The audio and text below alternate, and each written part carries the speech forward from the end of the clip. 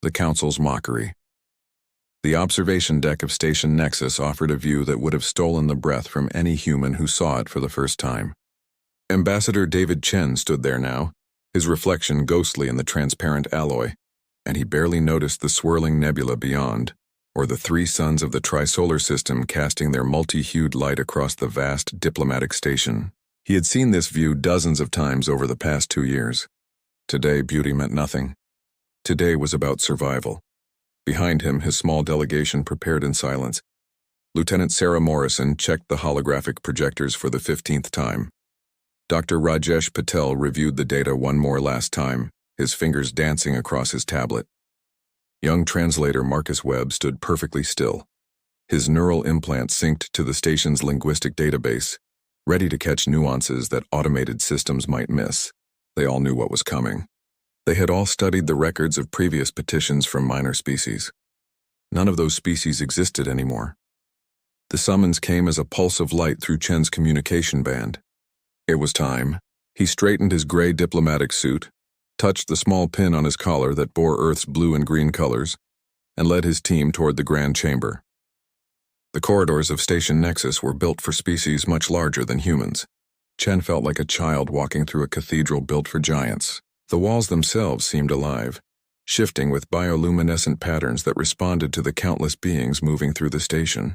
He passed a delegation of the Morvathi, towering creatures that resembled walking coral formations, their crystalline bodies chiming softly as they moved.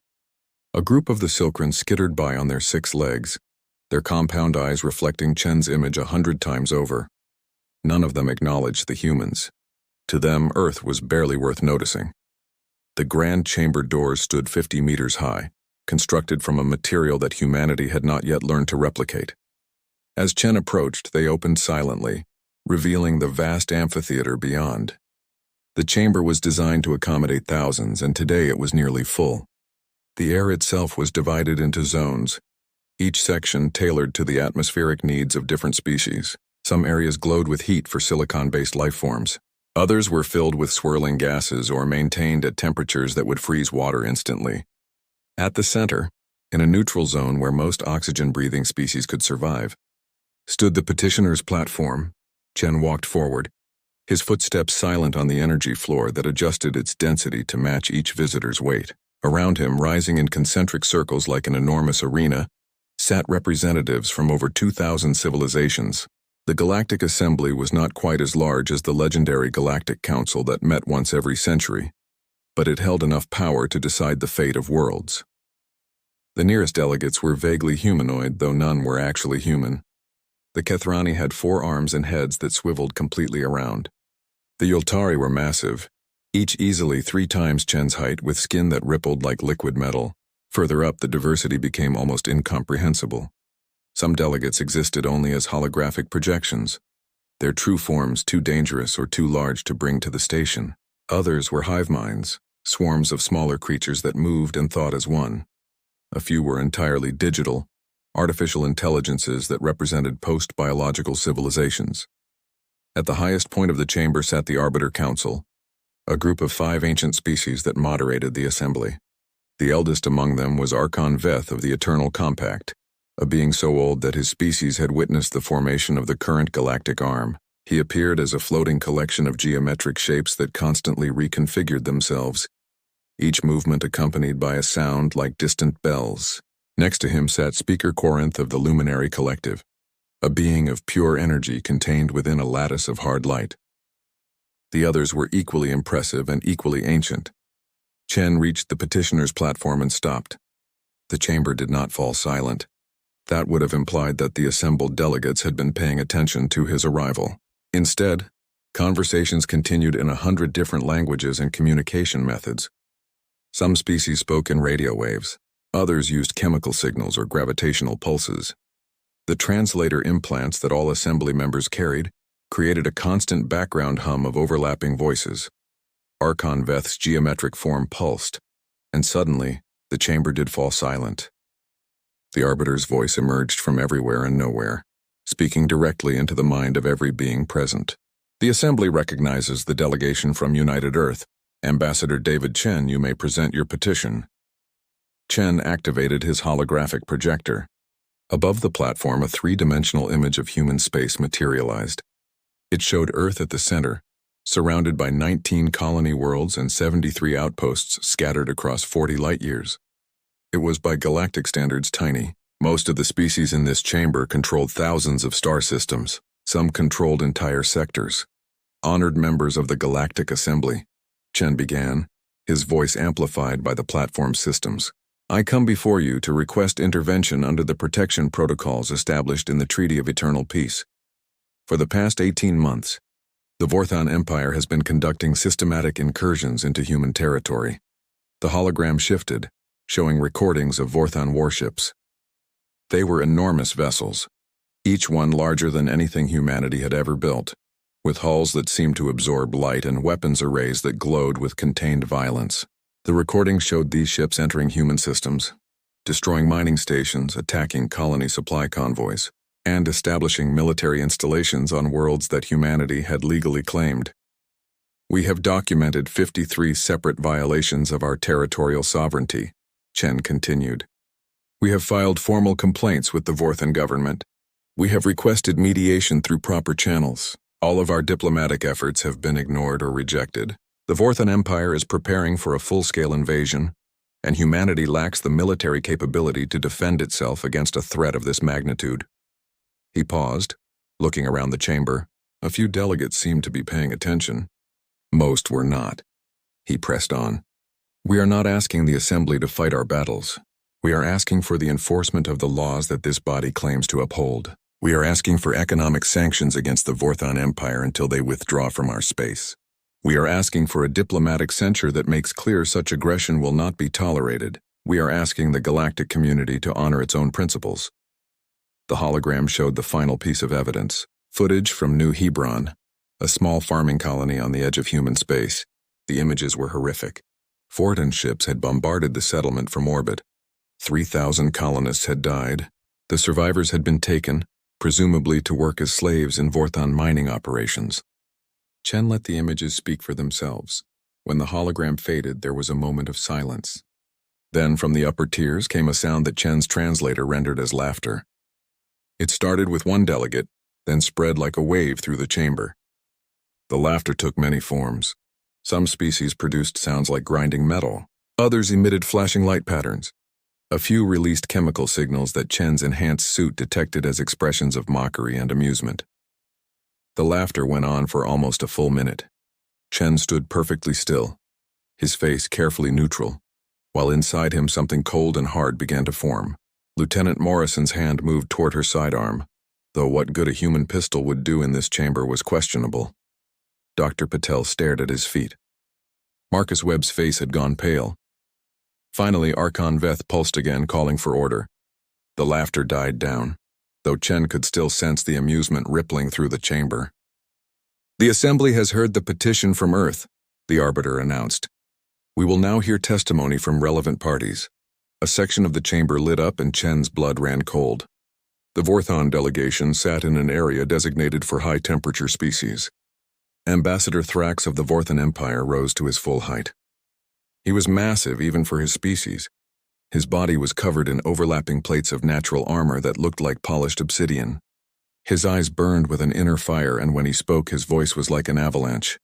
The human speaks of violations and territory, Thrax rumbled. He shows us images and data. He does not mention that humanity has existed as a spacefaring civilization for barely 3 centuries. He does not mention that the territory they claim was explored and mapped by Vorthon scouts 6,000 years before humans learned to make fire. He does not mention that humanity has refused every reasonable offer of peaceful integration into the Empire. Chen's jaw clenched, but he remained silent. Speaking out of turn would only make things worse. The Vorthon Empire brings order to chaos, Thrax continued. We bring civilization to barbarism. Humanity expanded into space without permission, without guidance, without respect for the ancient laws that govern this galaxy. They plant their colonies on worlds that belong to others. They extract resources that they have no right to claim. And now, when we attempt to correct this situation peacefully, they come crying to the Assembly for protection. More sounds of agreement echoed through the chamber. Chen realized with sinking certainty that this was a performance, nothing more. The decision had already been made. Another delegate spoke up, this one from the Zafrani Concordat. The Zafrani resembled floating jellyfish, their translucent bodies pulsing with bioluminescence. Their voice was transmitted as musical tones that Chen's translator converted to words. We have reviewed Earth's military capabilities, the Zafrani delegate sang. Their largest warships displace 300,000 tons. They possess kinetic weapons, nuclear missiles, and primitive laser systems. Their faster-than-light travel requires weeks to cross distances that most civilizations traverse in hours. They have no shield technology, no antimatter weapons, no quantum communication networks. The Vorthan Empire maintains a battle fleet in that region, consisting of 400 vessels, any one of which could reduce Earth's entire orbital defense network to debris in minutes. This is not a conflict. This is inevitable consolidation. A delegate from the Kathrani spoke next, her forearms gesturing in a complex pattern that emphasized her words. Perhaps the humans should consider why the Vorthan Empire is interested in their space. They sit upon resource-rich systems that they lack the ability to properly exploit. The Vorthan Empire has offered to develop these resources efficiently, with fair compensation to humanity. Their refusal is based on pride, not logic. Why should the Assembly protect them from their own foolishness? Chen felt Morrison tense beside him. He knew what she was thinking. Fair compensation meant slavery. Efficient development meant strip mining every world humanity had settled. Integration meant the end of human independence. But none of these delegates cared. To them, humanity was an inconvenience, a primitive species that had gotten lucky with FTL travel and spread too far too fast. Arbiter, Chen said quietly, and was surprised when his voice carried through the chamber. May I respond? The geometric form pulsed with what might have been irritation. You may speak briefly. The Vorthan ambassador claims that humanity has shown no respect for ancient laws, Chen said, choosing each word carefully. We have studied your laws. We have followed your protocols. We have filed all required documentation. We have respected every treaty and agreement we have encountered. The problem is not that we have broken your laws. The problem is that your laws only apply when they benefit the powerful. A low murmur ran through the chamber. Chen pressed on, knowing he had nothing to lose now. You speak of our primitive technology as if it disqualifies us from having rights. You speak of our young civilization as if age grants moral authority. But I notice that this assembly includes species that achieved spaceflight only centuries ago. I notice that the protection protocols do not mention technology level or civilization age as requirements. The only requirement is that a species faces existential threat from aggressive expansion by another power. We meet that requirement. But you will not help us because we are not powerful enough to matter. The chamber erupted in voices, some angry, some dismissive, some simply bored. Archon Veth called for order again. The human makes accusations without wisdom, the Arbiter said. The Assembly operates according to principles developed over millions of years. These principles maintain stability across the galaxy. Individual conflicts between minor powers do not threaten that stability. Then what is the point? Chen asked, and his voice was hard now, all pretense of diplomacy gone. What is the point of having laws if they are not enforced? What is the point of treaties if they only protect those who do not need protection? You sit here in your magnificent chamber, representing thousands of civilizations, and you watch while stronger species devour weaker ones. You call it stability. I call it cowardice. The chamber exploded in outrage. Delegates shouted in their various languages. Some of the more aggressive species half rose from their seats. Lieutenant Morrison stepped closer to Chen, her hand definitely on her weapon now. The Arbiter Council pulsed with angry light. The human will withdraw his statement and apologize, Archon Veth commanded. No, Chen said simply. He turned slowly, looking up at the tiers of delegates surrounding him. I will not apologize for speaking truth. You have already made your decision. You made it before I ever entered this chamber. So let me make something clear to all of you. Remember this moment. Remember that you had a choice. Remember that you chose to look away while humanity faced extinction. He began walking toward the exit, his small delegation following. His voice rang out one last time. We will handle this ourselves. And when we survive, and we will survive, you will learn something that all of you have forgotten. You will learn what happens when you push humans into a corner with no way out. You will learn what we are capable of when we fight for our very existence. We will remember every face in this chamber. We will remember every species that laughed at our plea, and when we stand on the other side of this war, you will understand why you should have helped us when you had the chance." The doors of the Grand Chamber closed behind Ambassador David Chen with a sound like thunder. In the chamber, an uncomfortable silence settled over the assembly. Somewhere in the upper tiers, a delegate spoke quietly to another. "Did that human just threaten us?" "Threatened?" Another replied with amusement. "That was not a threat. That was desperation. In 6 months there will be no humans left to remember anything. The Vorthan Empire does not leave survivors, but in the front row, an observer from the eldest Watchers, a species so ancient they rarely spoke at assembly meetings, tilted its head in a gesture that might have been respect or might have been concern. It said nothing, but it would remember this day. It would remember the human who stood alone against thousands and did not bow, and it would wonder as the months passed whether the assembly had made a terrible mistake. Humanity's answer: 6 months had passed since Ambassador Chen walked out of the Grand Chamber. 6 months during which the Galactic Assembly moved on to other matters, other petitions, other conflicts that actually mattered to the powerful species that controlled the galaxy. The human plea was filed away in databases, a footnote in the endless records of rejected requests from minor civilizations. Most delegates had forgotten about Earth entirely within weeks. The Vorthan Empire had not forgotten. Admiral Krell stood on the command deck of the Worldbreaker, the flagship of the Vorthan Third Conquest Fleet. Through the viewing port, he could see the other vessels of his armada, 400 warships, each one a masterpiece of destruction refined over 6,000 years of military tradition. Some were dreadnoughts that measured 5 kilometers from bow to stern, bristling with plasma cannons and antimatter torpedoes. Others were fast attack cruisers designed to hunt down fleeing vessels. Still more were carrier ships that housed thousands of fighter craft and assault pods. It was enough firepower to conquer 100 primitive worlds. The target hung in the distance, a blue-green marble that reminded Krell of a dozen other worlds he had claimed for the Empire. Earth, homeworld of humanity. Population 8 billion. The fleet had already swept through the outer colonies, meeting only token resistance. The human warships were laughably weak. Their weapons could barely scratch Vorthan armor. Their shields, when they had them at all, collapsed under the first serious bombardment. Colony after colony had fallen or been evacuated. Now only Earth itself remained, along with a few inter-system worlds. "All ships report ready, Admiral," his tactical officer announced. The officer's name was Scarth, a young warrior eager to prove himself in battle. This would be his first planetary conquest, and Krell could see the anticipation in his eyes. "The human defensive fleet has taken position between us and their homeworld. We count 73 combat vessels." Krell studied the tactical display.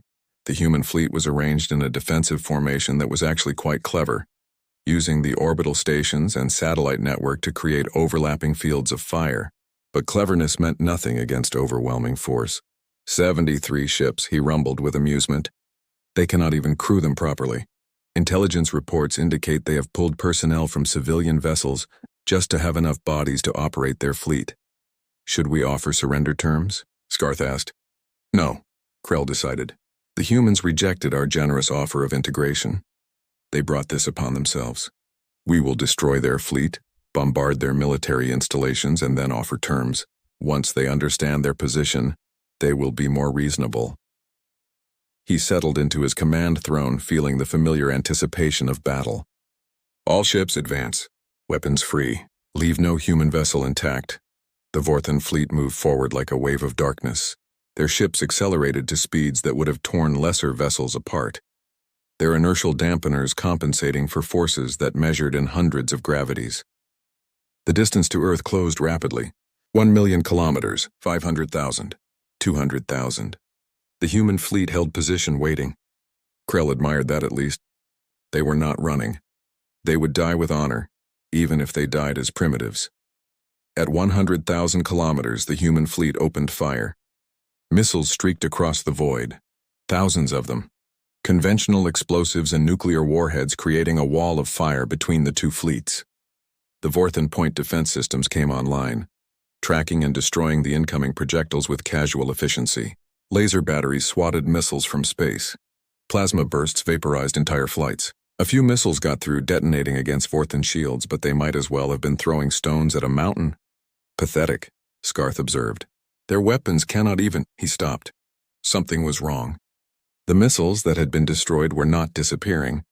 The debris was spreading, forming clouds of shrapnel that hung in space exactly along the Vorton fleet's approach vector, and the missiles that had detonated against the shields had not been conventional weapons at all. They had released some kind of metallic dust that now coated the shield emitters, causing power fluctuations. Clever, Krell admitted.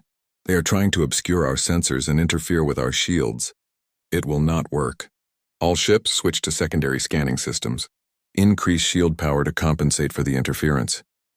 The fleet adjusted course slightly, moving around the worst of the debris clouds. The human fleet was still holding position, and now their railguns opened fire. Kinetic projectiles, simple chunks of metal accelerated to incredible speeds, hammered against Vorthon shields. Most bounced off harmlessly, but the sheer volume of fire was impressive for such a primitive species. Then the human fleet did something unexpected. They broke formation and scattered, not away from the Vorthon fleet but into it. The human ships dove into gaps between the Vorthon vessels, moving with desperate speed and reckless abandon. It was suicide. They were bringing themselves into range of every weapon the Vorthon fleet possessed. Destroy them, Krell ordered. The Vorthon ships opened fire with their main batteries. Plasma beams capable of melting asteroids lanced through space. Antimatter torpedoes tracked human vessels with perfect accuracy. And the humans died. Their ships exploded in brilliant flowers of light one after another. But as they died, they kept fighting. A human destroyer rammed a Vorthon cruiser, its reactor overloading on impact, the explosion tearing through both vessels. A human frigate fired its entire missile complement at point-blank range into a dreadnought's engine section before being vaporized. Another human ship, crippled and dying, crashed deliberately into a Vorthon carrier, destroying the fighter bays and setting off secondary explosions throughout the ship. What are they doing? Scarth asked in disbelief. They are throwing away their lives for nothing. But Krell was beginning to understand. The humans were not trying to win. They were trying to disrupt. Every suicide run forced Vorthon ships to adjust formation. Every ramming attack created debris that interfered with sensors. Every desperate assault pulled Vorthon vessels out of their optimal firing positions. The human fleet was already lost, but they were making their deaths as costly as possible. Reform battle line, Krell commanded. Do not let them scatter us further. But it was too late. The Vorthon fleet's perfect formation had been shattered. Ships were scattered across millions of cubic kilometers, some damaged, all out of position, and that was when the real attack began. They came from the asteroid belt, from the moons of the outer planets, from hidden positions throughout the solar system. Not warships. The humans had no more warships to spare. These were civilian vessels, mining ships, cargo haulers, even passenger liners. Hundreds of them. Thousands of them. Each one had been converted into a weapon. Mining lasers designed to cut through rock now targeted Vorthon sensor arrays. Industrial plasma cutters burned through armor. Ore haulers filled with explosives rammed into damaged Vorthon vessels, their crews staying at their posts until the moment of impact. The asteroid belt itself became a weapon. Humans had spent months attaching engines to thousands of asteroids, turning them into enormous kinetic missiles. Now those asteroids, some as large as small moons, came hurtling into the Vorthon fleet at tremendous speeds. The Vorthon ships tried to destroy them, but there were too many. Asteroids slammed into dreadnoughts with the force of nuclear weapons. Others broke apart under fire, sending shrapnel tearing through multiple vessels. Krell watched in growing horror as his perfect fleet dissolved into chaos. Vorthon ships were burning, dying, not from superior technology but from sheer desperate creativity. The humans were using everything they had.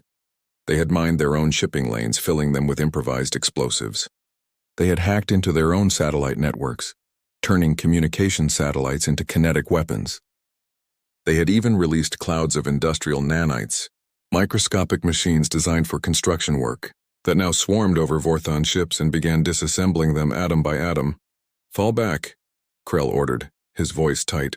Reform at the outer system marker. But falling back meant running a gauntlet through the asteroid belt, and the humans had turned that belt into a killing ground. Vorthon ships that tried to retreat found themselves caught in crossfires from hidden human positions. Mining stations that had seemed abandoned suddenly came to life, their industrial equipment repurposed as weapons. The humans had even weaponized their orbital factories, firing streams of molten metal and industrial waste at passing Vorthon vessels. The battle that Krell had expected to last hours stretched into days. Every meter of space the Vorthon fleet advanced came at terrible cost. The humans had no honor, no sense of proper warfare. They used ambushes and traps. They struck from hidden positions and retreated before the Vorthon ships could respond. They used the environment itself as a weapon, luring Vorthon vessels into gravitational anomalies or solar flares. When human ships were destroyed, their reactors were set to overload, creating navigation hazards that lasted for hours. On Earth itself, the population watched the battle through every available telescope and sensor. They saw their defenders die. They saw the Vorthon fleet struggle and bleed, and they prepared for the worst. Every city had been evacuated into underground shelters built over the past 6 months. Every person who could hold a weapon had been armed. If the Vorthon reached the surface, they would find no easy conquest. They would find 8 billion humans who had nothing left to lose. But the Vorthon fleet never reached Earth. After 5 days of constant combat, Admiral Krell made the decision that would haunt him for the rest of his life. He ordered a full retreat. The World Breaker was heavily damaged, its shields failing, its crew exhausted. A third of his fleet was destroyed. Another third was too damaged to continue fighting. The remaining vessels were running low on ammunition and power, and the humans were still fighting, still finding new ways to hurt them, still refusing to surrender or die quietly. The surviving Vorthon ships limped away from the Sol system, leaving behind wreckage and bodies. The Third Conquest Fleet, pride of the Empire, had been defeated not by superior technology or military genius, but by sheer desperate determination. The humans had lost their entire defensive fleet. They had sacrificed thousands of civilian vessels and tens of thousands of lives, but they had won. Earth survived. The news spread through the galaxy faster than light. Within weeks, every species in the Galactic Assembly had heard about the Battle of Sol. The story grew with each retelling. The primitive humans who had stood alone against the Vorthon Empire. The species that had turned mining equipment and cargo ships into weapons of war. The civilization that refused to surrender even when facing certain extinction. 3 months after the battle, the Galactic Assembly reconvened in emergency session. The Grand Chamber was filled with delegates, but this time the atmosphere was different. There was tension in the air, uncertainty. The Vorthon delegation was notably absent. Ambassador Thrax had resigned in disgrace, and the Empire itself was dealing with the shock of an unprecedented defeat. The doors opened, and Ambassador David Chen walked in. He looked older than he had 6 months ago. His gray suit was the same, but now it bore small marks and stains that spoke of a man who had lived through desperate times. His delegation was different too. Lieutenant Morrison was gone, killed in the defense of Luna Station. Dr. Patel walked with a limp from injuries sustained during a bombardment. Marcus Webb had a long scar across his face, a souvenir from the evacuation of Mars Colony. Chen walked to the petitioner's platform as he had before, but this time the chamber was silent. Every delegate watched him.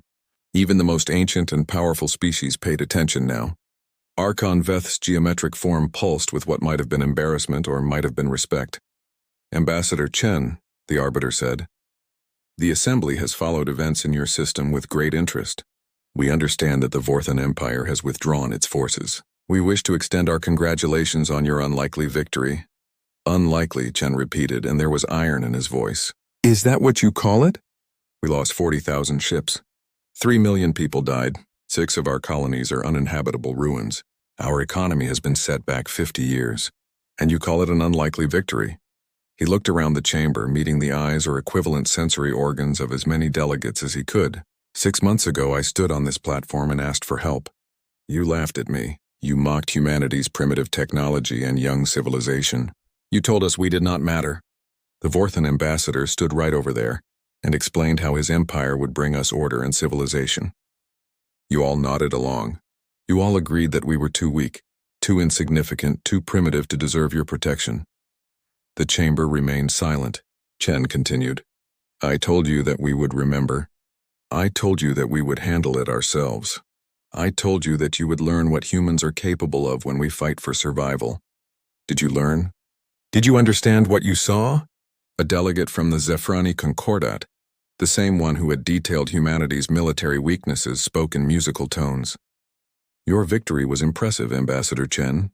Your tactics were creative, your determination admirable. But you must understand the Assembly cannot base its decisions on hypotheticals. We had no way of knowing that humanity would be capable of such resistance. No way of knowing, Chen said quietly. You had every way of knowing. You could have studied our history. You could have seen how humans have always fought against impossible odds. You could have noticed that in our 300 years of space travel, we have never been conquered, never surrendered, never stopped expanding despite every obstacle the universe threw at us. But you did not look. You saw our primitive ships and assumed we were primitive people. You saw our small territory and assumed we were weak. You made the same mistake the Vorthan made. He paused, and when he spoke again, his voice carried throughout the chamber. I did not come here today to ask for anything. I came here to tell you something. Humanity will not forget what happened here. We will not forget which species laughed while we faced extinction. We will not forget which civilizations looked away while we fought alone. And we will never, ever trust the Galactic Assembly again. Archon Veth pulsed urgently. Ambassador Chen, surely you understand that the Assembly must consider many factors when making decisions. We cannot simply— I understand perfectly, Chen interrupted. I understand that your laws only protect those powerful enough not to need protection. I understand that your treaties are worth nothing if you are not willing to enforce them. I understand that this Assembly exists not to ensure justice, but to maintain the power of those who already have it. He looked directly at the Arbiter Council. I also understand that humanity has just proven something that every species in this chamber needs to consider. We proved that determination matters more than technology. We proved that a species fighting for survival is more dangerous than a species fighting for conquest. We proved that your assumptions about power and capability are built on sand. He turned to leave, then stopped as he had before. One more thing.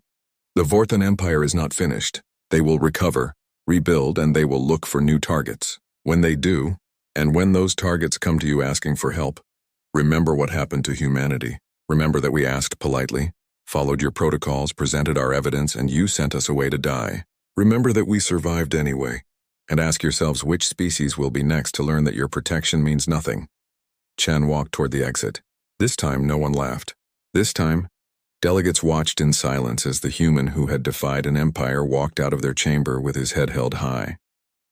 As the doors closed behind him, conversations erupted throughout the grand chamber. Species that had dismissed humanity now reassessed their positions. Some called for immediate diplomatic overtures to Earth. Others suggested trade agreements or technology exchanges.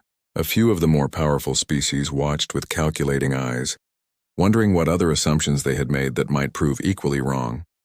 In the upper tiers, the observer from the eldest watchers spoke for the first time in 300 years of assembly meetings. Its voice was like ancient stones grinding together, and every being in the chamber fell silent to hear it. I have watched civilizations rise and fall for 10 million years, it said. I have seen empires that spanned galaxies and species that reshaped reality itself. They all believed they were eternal.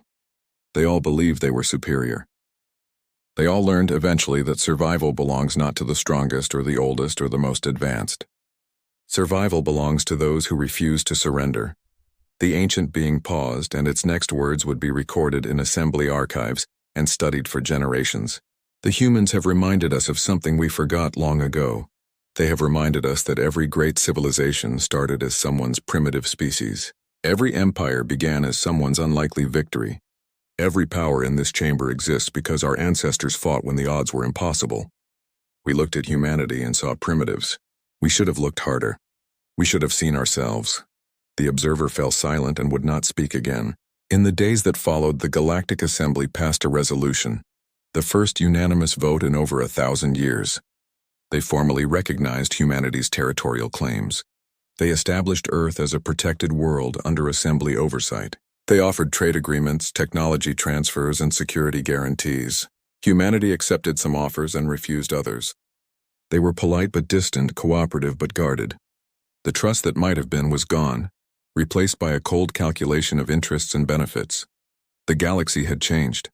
Every species now knew that humanity existed, and more importantly, what humanity was capable of. Some saw opportunity and partnership with these fierce survivors. Others saw a potential threat to be watched carefully. All of them saw a species that would never again be dismissed as primitive or insignificant. Ambassador David Chen returned to Earth a hero, though he never felt like one. He had failed to get the help humanity needed, and 3 million people had paid the price. But he had also delivered a message that echoed across the galaxy. Humanity would not beg. Humanity would not surrender. Humanity would stand on its own, with or without the approval of ancient powers. Years later, when human ships began appearing in distant sectors, when human colonies spread across territories that other species had thought too harsh or too remote, when human traders and diplomats and explorers became common sights throughout the galaxy, people would look back at the Battle of Sol and understand. They would understand that humanity had not just survived an invasion. They had announced themselves to the universe. They had declared that they belonged among the stars not because some council had granted them permission, but because they had earned it in blood and fire and desperate courage. The Galactic Assembly had ridiculed Earth's plea. The Vorthan Empire had sought to conquer humanity. Both had learned the same lesson. Humans, when pushed to the edge, do not break. They push back, and the galaxy would never underestimate them again.